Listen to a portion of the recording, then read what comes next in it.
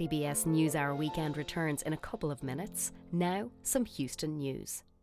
Well, in 2012, 1.2 million pounds of coffee moved through the Port of Houston. That means Houston receives more coffee beans than any port outside of the New York area.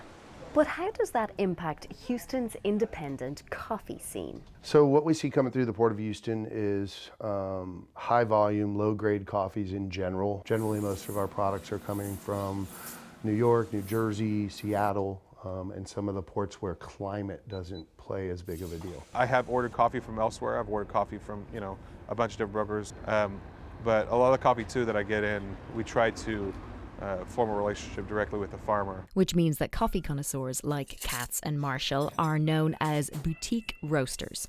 But what does that mean? We roast coffee because we love coffee, and we make the price work, and we educate people about coffee so they can consume better grades of coffee.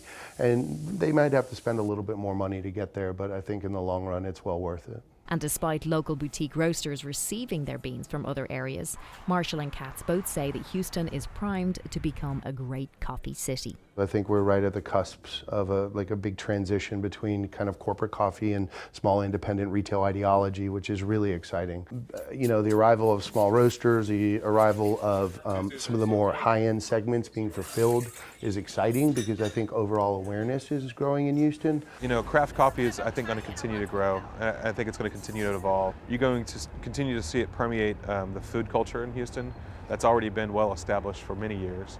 And people are becoming way more aware of quality coffees, quality brewing methods, and soundly trained baristas. For Houston Public Media News, I'm Edel Howland. Now back to PBS NewsHour Weekend.